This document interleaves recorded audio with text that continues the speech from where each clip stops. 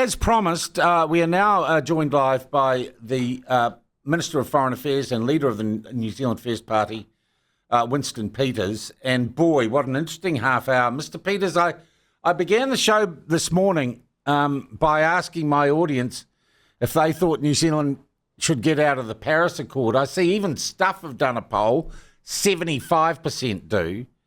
It looks like this week ACT are making this part of their campaign. Did you guys get there first, New Zealand First? And is it policy for New Zealand First to get out of Paris?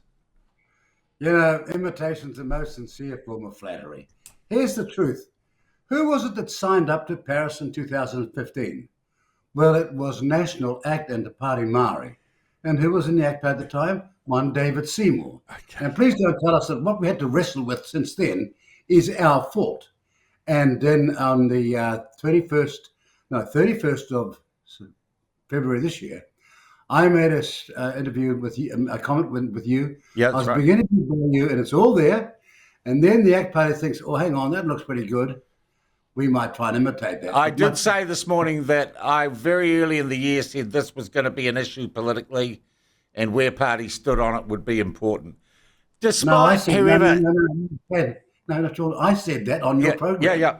Yeah. In response to a question I asked you. But look, truth is, you know, that success has many fathers and failure is always an orphan. But can we clarify, in terms of looking forward to the next election, will New Zealand First be campaigning with a policy on the platform that New Zealand needs to get out of the Paris Accord? Well, look, first of all, nothing is so simple as people try to describe it. And that's why when you hear these knee-jerk reactions, you get seriously concerned, because as a result of National and ACT and Party Maori signing up to Paris, we had all sorts of agreements internationally based on that very thing. Okay. Now, we've got to get ourselves carefully through this circumstance and not just be virtue signaling and saying we're going to do this, this, and this without a concern to what might happen in terms of international trading. That's why this game is complicated, and that's why it needs experience, and it does not need reactions. Well, I'm sorry, my audience are telling me... No. Yeah, Let me tell you. Yeah. What I've said from word go is we have to go out to the international scene and say, look, there are 4 countries responsible for 60% of the emissions, possibly more going forward. And what on earth are we going to do if that's allowed to happen? So if we're going to be obligated, then there be rules. But more importantly, we believe that there's no chance of the scenario that you've constructed ever working. And all the evidence is there, and we're saying it. That's what I want to happen, so we don't lose any of our connections and our trading arrangements. On a much more fundamental level on this issue, Mr. Peters, do you believe that man-made carbon emissions represent a threat to the very existence of this planet? The proportion of that, in terms of the total emissions, is so minuscule as to not have an effect. The science does not back up what these people are saying. That is quite a profound statement, because you know now you are going to be labelled a climate change denier and a cooker. You might be in the majority of New Zealanders, but that's what the mainstream media and the politically correct elite that's the category they would now put you in with that statement. Look, as Morris Williamson said very funnily the other day, it's Greta Thunberg and all the guitars electric by 2030. That's the ridiculousness of what's going on at an enormous cost to this country's very power structure, price structure as we speak. There's a huge cost happening now. And those people who signed us up to it, and dare I say it, the National, the ACT Party and the Maori Party, to explain what they did. Okay. I'm still trying to, and my texts are telling me we still want a slightly more specific answer. Will you campaign at the next election with the extrication and a commitment to extricate from the commitments of the Paris Climate Accord over time? Will that be a policy that you campaign on at the hustings next year?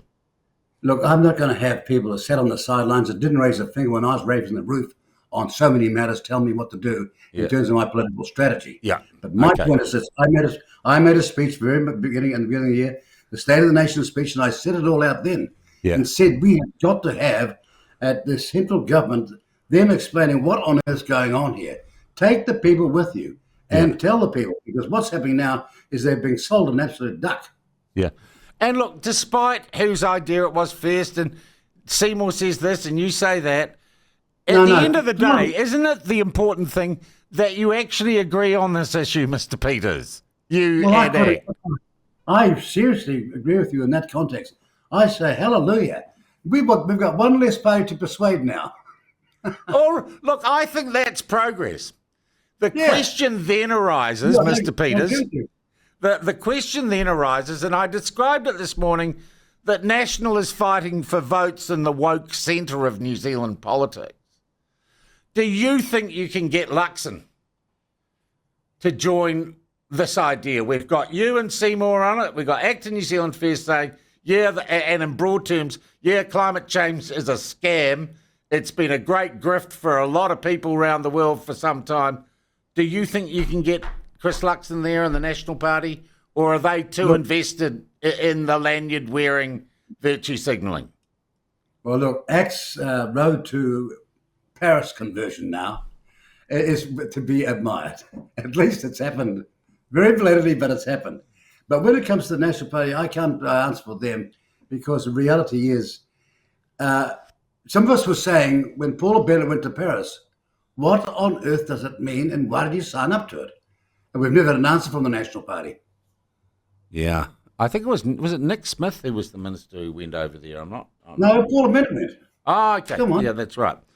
Look, let's park that. And I thank you for your response to that today. And maybe you and David Seymour might even have a beer one day.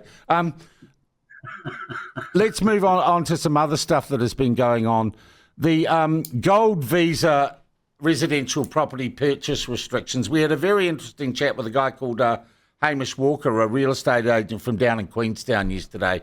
He gave us the numbers on what proportion of the market is in the $5 million plus. He did say this will have an impact on the housing market in that there are likely people are more inclined to buy in that market now, but he didn't say it's going to really hit first home buyers or feed down to, if you like, the general real estate market. But you have been criticised that this is some walk back from New Zealand for New Zealanders. I just want to give you the chance to respond to those criticisms. Look, this is a market policy which will be far less than 1% or less than 7,000 homes nationwide.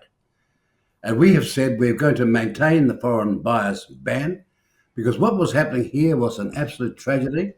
It was a circus. People were not investing. They're just buying a house, not even coming here. No investment in our economy or anything at all, not even living here to boost the supermarkets or the entertainment or the tourism or anything. Just weren't using that properly. And we saw a repeat of that, which happened in Vancouver, in particular in Canada, where the country was just used to the extreme. So we said, no, we're going to have a foreign buyers ban. However, if in good faith you are bringing in 5 million, 10 million, 15 million, and you want to live here for a while, some of the time during the year, then at $5 million, not less, or more than that, you can build or buy a new house. Now, with respect to the real estate agencies, it won't affect the market at all, because the figure is just too low. And that Edmonds, who speaks in terms of the economy on, dare I say it, national radio or RNZ, agrees with me. Yeah. Okay, I want to talk another issue that I know is live at the moment. Recognition of the state of Palestine. Where is the government on that, on those considerations? Have you reached a point where you can make a recommendation or take something to Cabinet or reach a decision?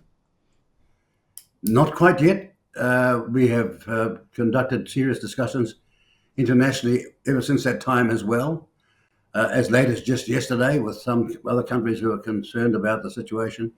Many countries have very similar to us are saying it's not a question of if, it's when, but what are we recognizing? It's the criteria, it's the standards. And that's where we are stuck at the moment. And we'll take a few more weeks to get ready before we go off to the United Nations. Okay. That's when we said we're going to announce it. All right. So it will be at the UN. There won't be a decision before then. Is the government unified in its thinking? Yeah. Can I say one of the problems with that, you've got to take everybody and all your colleagues through you very slowly.